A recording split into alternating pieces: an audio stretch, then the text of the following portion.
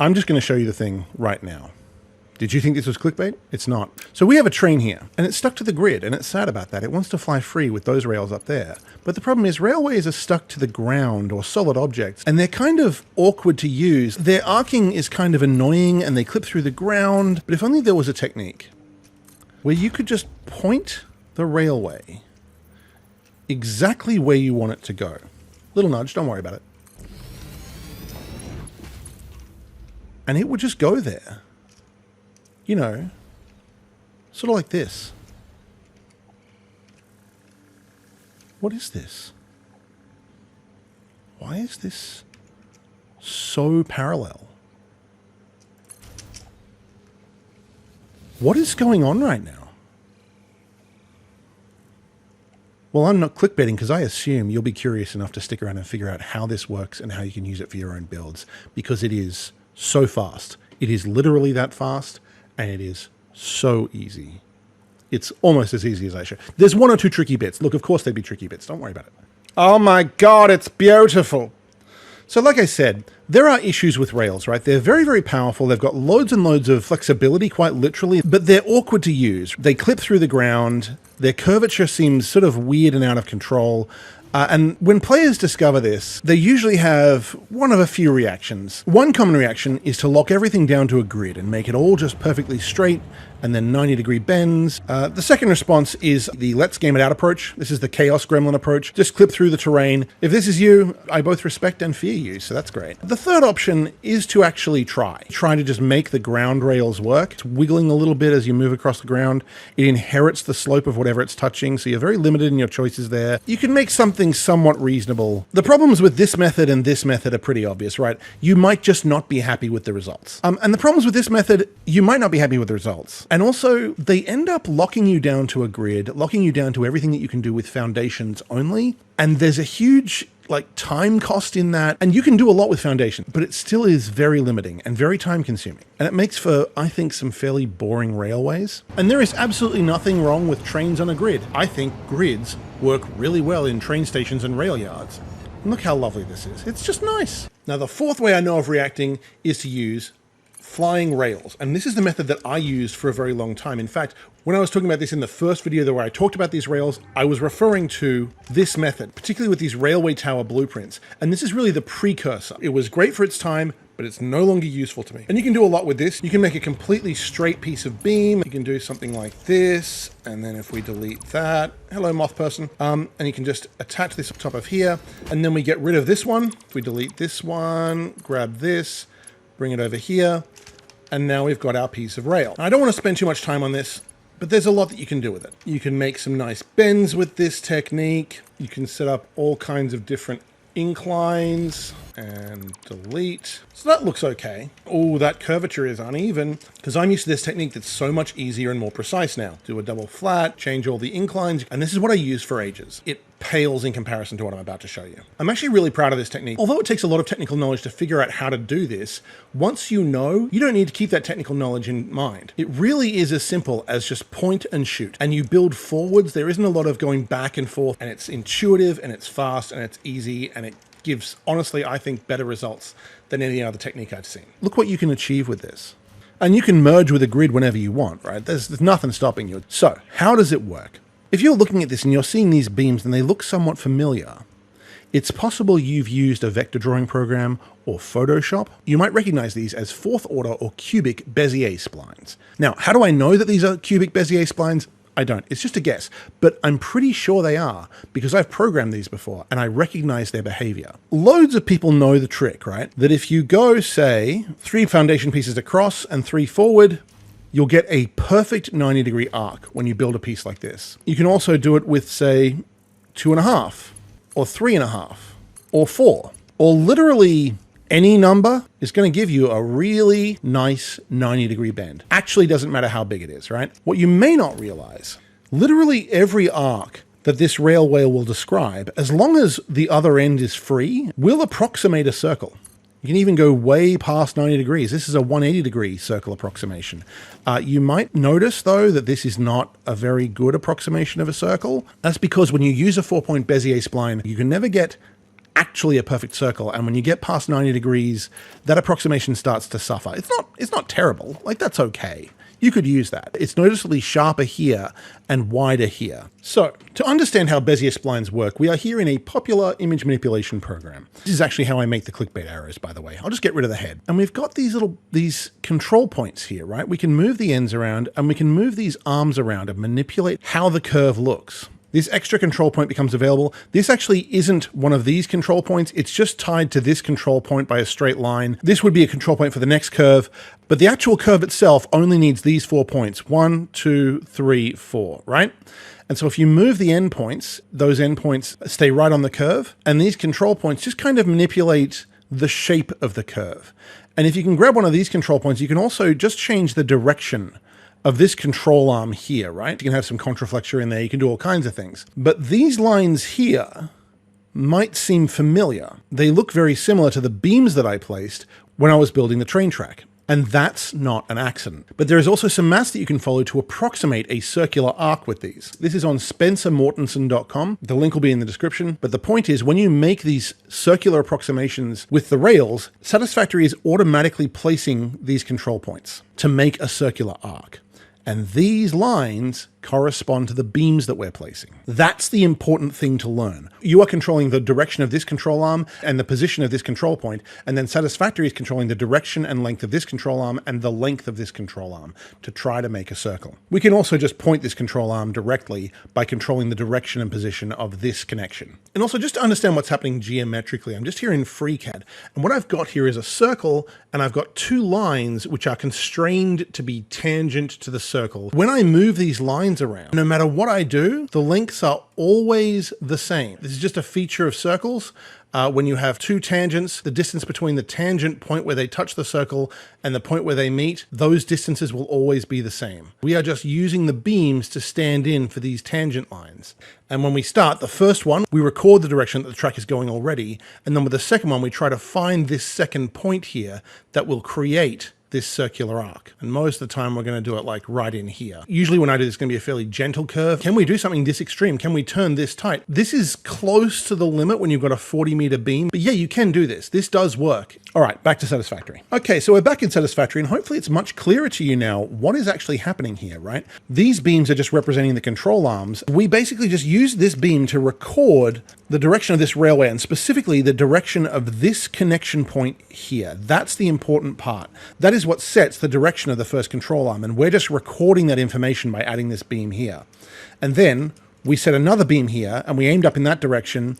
We just knew because of the circular approximation that when we connected those 2 endpoints, this connection here would line up with this beam. And so now we can control both direction and position very precisely. And there's a lot more to this technique, so we've got to get into it because it's going to take a little while to cover. Now, it's quite possible that you are looking at this joint here and you're seeing this complete mismatch. And you remember the nudge that I did and I told you not to worry about, and you are worrying about it, and you're screaming at your monitor, "Excuse me, why did you nudge it? Why am I telling you that these things go exactly on the circle?" It's a circle approximation, but the endpoints actually do lie right on the circle exactly. Why am I telling you that? And then I move this tangent off the circle, apparently. Seems to undermine my point. Well, there's actually a very good explanation for this, but we need to do a little bit of science to explain it. So, this circle that we are tracing out here is actually only a circle on the horizontal plane. When you project this down to a horizontal plane, then you get a circle. When it goes up, it's actually not a circle. The horizontal curvature and the curvature of the slope are actually, as far as I can tell, completely independent of one another. And again, I don't have the code. I don't know that that's true, but I have done some science that I think shows that it's true. So we're going to head over here. So here we have a very strange setup with a little marker here, and we're just going to add a piece of railway, and we are going to make a perfect circle. 4x4 foundation pieces gives you a perfect circle. But now, if we go up a ramp, you can see that also lines up perfectly. I'm going to go up a steeper ramp. This one lines up. These are all lined up with one another. And we're even going to go on this weird down slope. The slope itself goes like up and down, and it still lines up exactly with these foundations. So all of these are describing the same circle in the horizontal plane. They just have separate slopes. And the slopes, as far as I can tell, completely independent of the circles. Now, the reason that causes a problem with this piece of track is this beam is exactly 40 meters long along the horizontal, because it is horizontal, because we built it from a foundation. But this beam is 40 meters at an angle, and that means it's going to be shorter in the horizontal. I'll rebuild this beam and I'll shift it back to where it was originally. And we're going to try to fix this without doing the weird nudge. I'm going to grab this, I'm going to go to default mode, I'm going to create a horizontal beam that is now aligned with this beam here. And you can see it's slightly further along.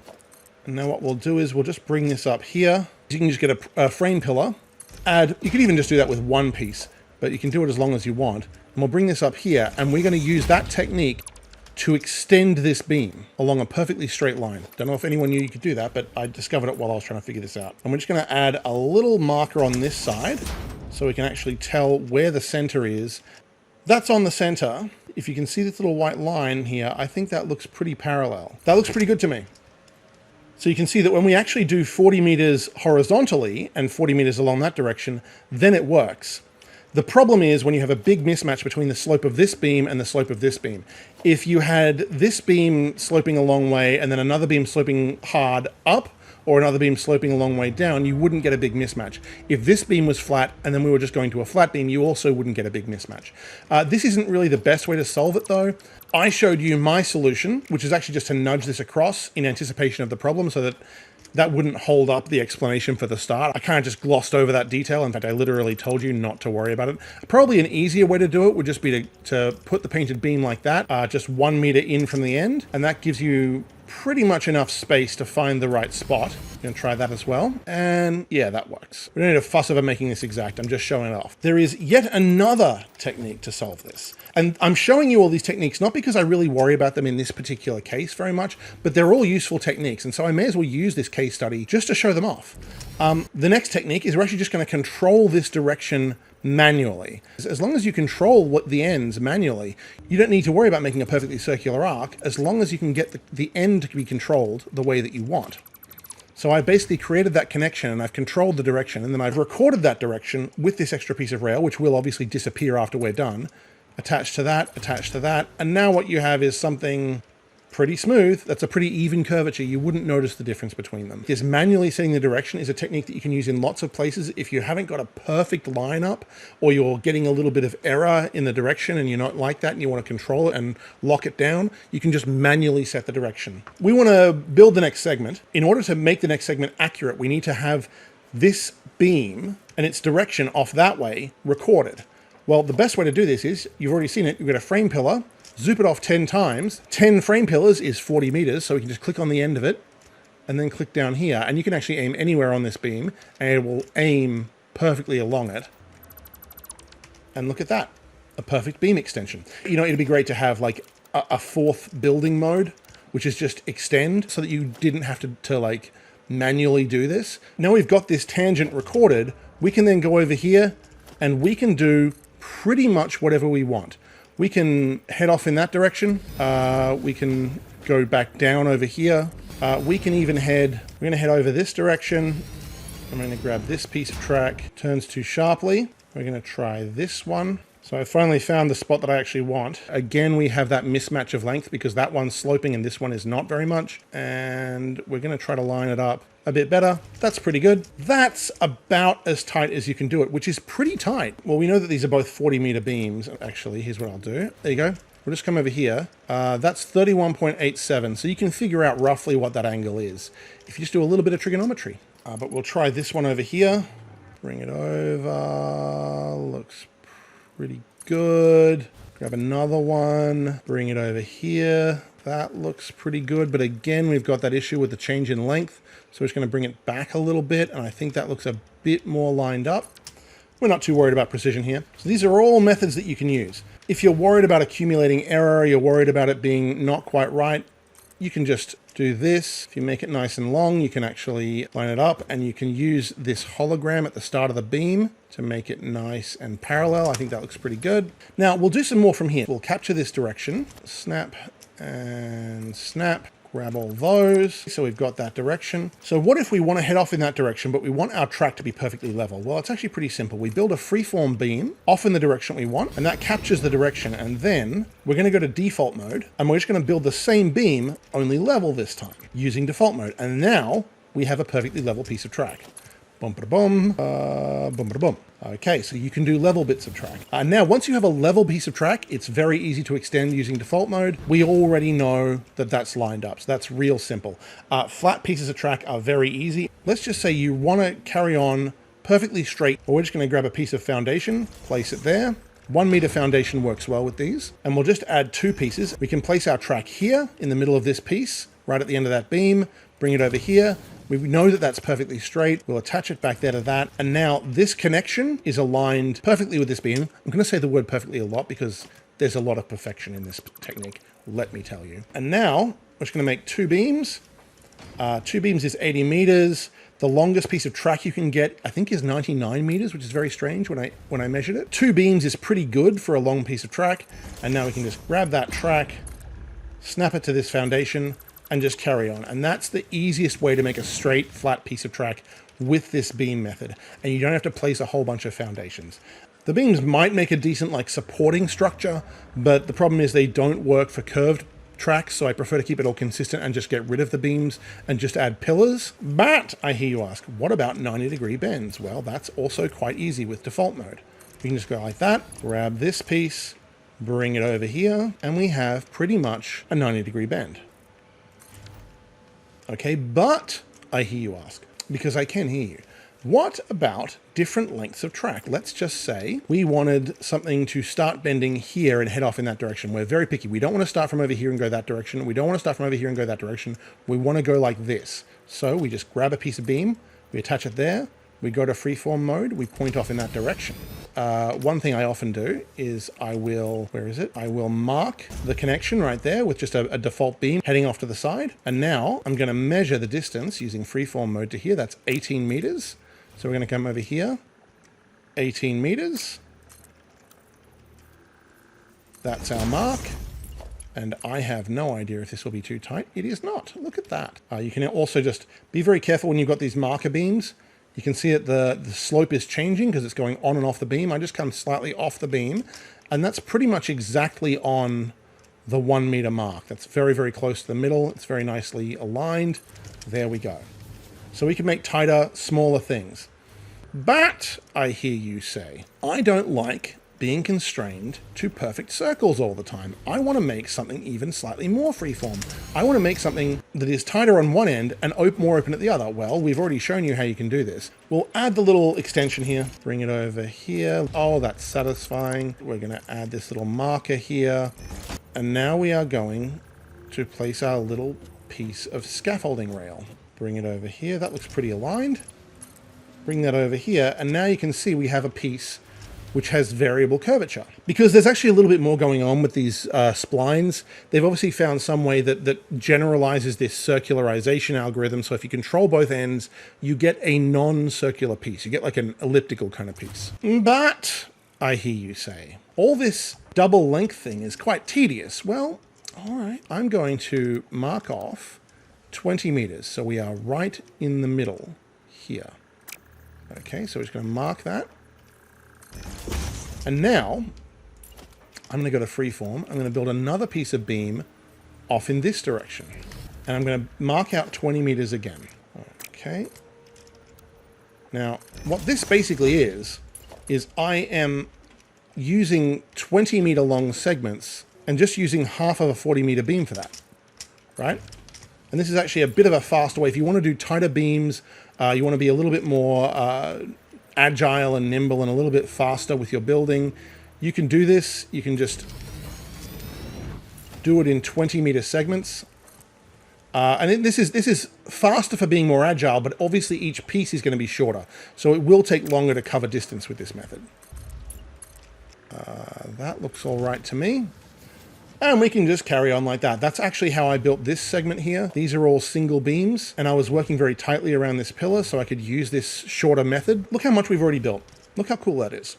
But I hear you say, what if I want to splice with an already existing piece of track? Let's take a piece of track from here and match it up with that piece of track up there. So here's what we're going to do. We already know our target. So we are going to extend this beam. There we go. And we know that we're aiming for this piece here, right? Because we've got this track here. It's going to come along here and then head off in whatever direction we want. So we're actually extending from this piece here. Now, there's some weird vertical clipping in this. I will address that later as well because I don't like seeing vertical clipping in my rails. We're not just going to head over there and attach to that.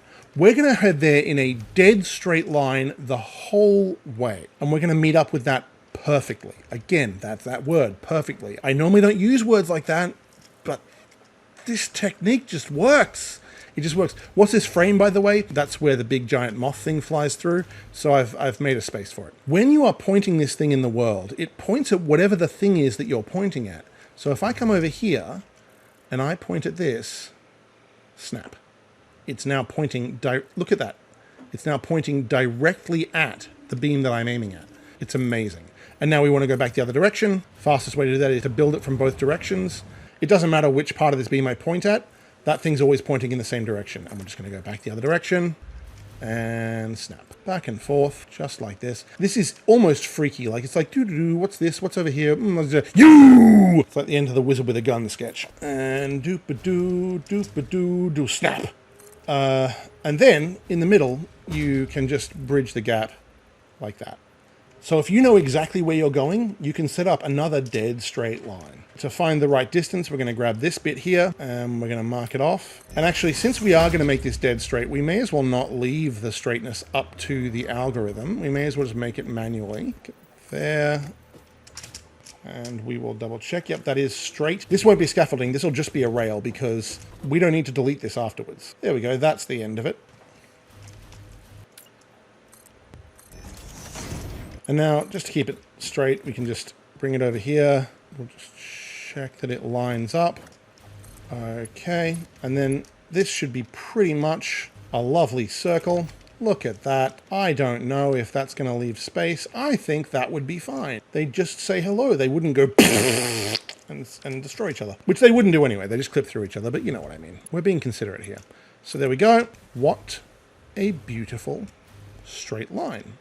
And that may not be perfectly straight. Sometimes you notice little wobbles in the lines. And honestly, I find that just adds to the charm when something isn't perfectly straight. But I can detect a tiny little bit. Yeah, I think that rail is just a little bit curious. But I hear you ask, why did I invent someone who is so annoying? What if I want multiple rails? Well, again, this is quite simple. So we're just going to grab this here, default mode. Let's do 8 meters. Add another 8 meter beam here, go to freeform. And now we're going to connect to this end of this one and this end of this one. And we got exactly 40 meters long. And that is perfectly parallel to this piece. And when we grab this one, we can just bring it over here.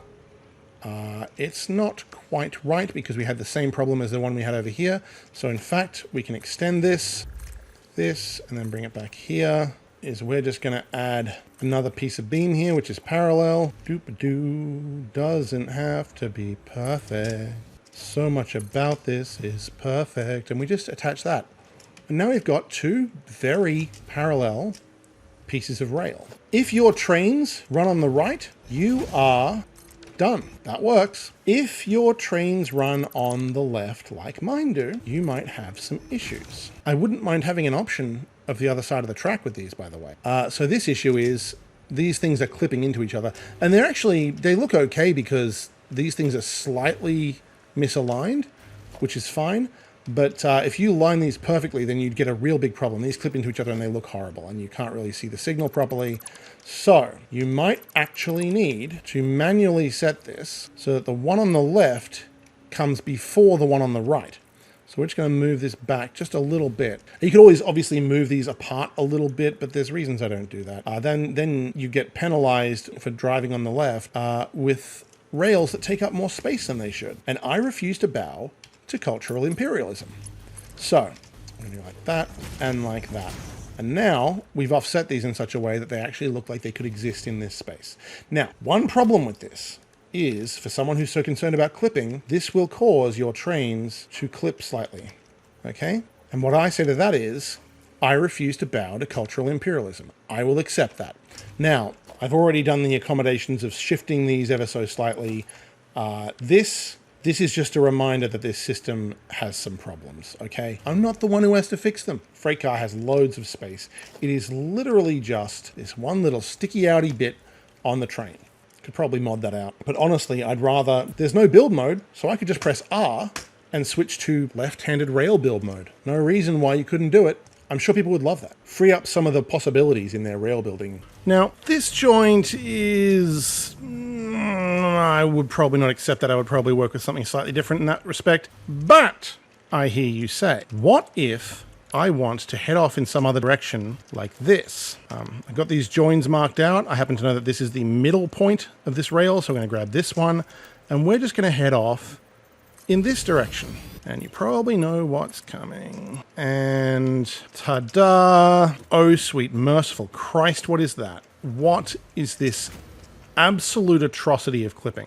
Now, I know a lot of people make do with this, and you might not be surprised to find that I do not accept this for my builds. Mainly, I'm going to suggest that the reason people accept this is because they don't feel a lot of control to move the rails around where they really want to move them so that they can stop this from happening. It's usually so much mental load making the tracks work in the first place. Like, worrying about things like this just seems like too much effort. But thanks to the point and click nature of this, I hope that I can show you a technique where this is no longer going to bother you.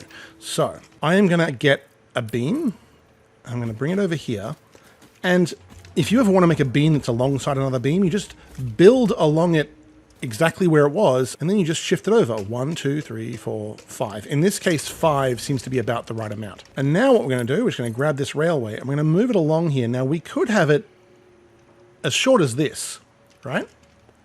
But this looked like it was going to be a nice long piece. So we're actually going to do a really gentle curve on this junction. That looks all right to me. And now once we're there, these things are still level and they are separate from each other. And now we can go wherever we want with this. So now we need to capture this rail. This is another technique that I just figured out, actually. When you get a pillar and you point at one of these rails, it actually tracks along exactly with the rails themselves. And when you get to the end and you're just pointing at the end, you've actually got a bit of space where it is perfectly aligned with the exact end of the rail. And now we can capture this information. We can actually get a foundation there and then another foundation on bottom. And we will delete and delete. And now we have this piece of foundation is exactly flush with the rail, and we can put a beam. By the way, 1 meter tall foundations are perfect for this. Putting a beam flush with the top or bottom of a foundation, this is how you do it. This actually gets you onto the half grid, by the way, the half vertical grid. And you can go up one, and then you can get a beam laying on top of the foundations. This is all if you don't have infinite nudge. I would recommend getting infinite nudge, but I don't use it for these tutorials because I want them to be accessible to people who don't have mods. Anyway, I'm just going to do this again. I'm going to bring it back by 4 so that it's actually aligned with the end of the railway. And I'm just going to bring it along 40 meters. And now we can head off wherever we want. By the way, one thing you can do is you can use a diagonal. If you want to make something that stays on exactly the same line and just goes up a little bit, you can use a diagonal and go up just above this tree because we don't want to cut down the tree. That looks pretty good to me. And now when we build this railway over here, now this junction leaves the railway gracefully. And we'll also just try this on a slope. If you can do this on a slope, then you can put junctions wherever you want, which is what I've done. Now for a junction on a slope, we've got a Y junction here. As long as the final slope of these beams and these rails is fairly similar, you won't have too many issues. There won't be a big problem at the junction itself. You might notice some weirdness here. That's because as the rails turn on a slope, they actually twist to stay vertical. But let's get rid of this. Well, let's say you want to do one of these junctions where it goes off to the side and then changes altitude very, very quickly. You're probably going to want to start with a piece of rail that has a constant slope. And then we can just copy this beam, freeform mode, hold it, 1, 2, 3, 4, 5. And now, when we come off to the side like this, we'll go however we want. You'll see there will be a slight mismatch, and that is caused by the twisting of this rail. Otherwise, it would be tilted slightly to the side, and it can't have that. It has to be straight up and down. But that's pretty close. That's pretty good. Then we can use that to just, you know, go wherever we want and not have any extremely ugly vertical clippings. These are different techniques to get rid of this issue. let's put that down. Why not? We will commit a sin. We will place you on the ground. But at least it doesn't vertically clip. This is an example of a 4-lane railway that I was making just inside this cave, just as an exercise to see if it could be done. And the answer is yes. It was quite simple. With this one, I actually used a central beam. And then underneath, you can see I actually branched the beams off from the center in order to place the railways. That worked quite well. You don't get any bias from when you're building it from like one side or the other. You build from the center. That makes it work a bit better. It's not really too much extra work. But now I'm going to do a little exercise just to see if I can show you how I would build this in a very tight space. So we've got this railway here. Hello, spider. Oh, you're so cute. We're going to put a 2-lane railway in here. Just do the point and shoot method and you can build it pretty fast. This is the half-length beam technique. 4 meters in either direction. Yeah, there's actually loads of space. I'm just doing this beams first and then I'll place the rails at the end. That was quite steep. We're just going to check it. 1, 2. If you rotate one of these frame pillars or any pillar like this twice, that's about the limit of what you can do with railways. I'll just quickly show you. This is about the steepest you can go. Just be aware, sometimes trains can't climb these kind of inclines. Sometimes they run out of juice. You might need an extra engine car or just reduce the incline. Now I know this is going to be fine because we are nowhere near the limit. We can take it, not that near the limit. Oh, it's a bit of a wiggle. Real quick to fix because again, it's point and shoot. We can head off straight out there. Let's see how we did. I'm pretty confident that this is going to work. I'm not sure if I mentioned it before. When I'm doing this measuring, I just point at it, right click, left click, and I've got the same spot. Oh, look at that. That's at least a foot. You're fine, mate. Should be right. Just go for it. Hold 1, 2, 3, 4, 20 meters, right, left, default mode, bring it over. Okay, so we have built this entire system out. I'm going to offset them as well. Looking at those reference beams here, when I notice I start to get a bit of drift and it stops being parallel, then I might go and just recenter things. A little bit off angle. That looks okay. There we go. That's been fixed up. So we're done with that little section. That might look like I'm a bit too close. We checked that. I'm not too close. A little bit roller coastery. Looks pretty good to me. Now the next thing is, of course, to add pillars. And there's a whole technique there. Oh, look at this. Moss and grass on top of my rails. Okay, so now we have this amazing and beautiful railway. How do we make it look like it can actually stand up? Well, my technique for this is I use pillars. And I actually have a couple of blueprints for this. There's a junction here, and we've got this beam here in the middle, which is how we set up the dual carriageway, and we're just gonna make it a bit taller. And now we're gonna add a big frame pillar underneath, bring it down a little bit. I'm gonna delete these pieces here. Now we're gonna select one of my tower beam top blueprints, and this one is the flat one. That one doesn't work very well. I'm gonna go to incline 1. That one looks, no, that doesn't work either. Incline 2. Yeah, that looks okay. So we're going to select that one. And now we've got a pillar that looks like it can hold that up. You can end this however you want. I often end it like that. I think that looks okay. And then, of course, I would delete the scaffolding. And there you go. That looks pretty good to me.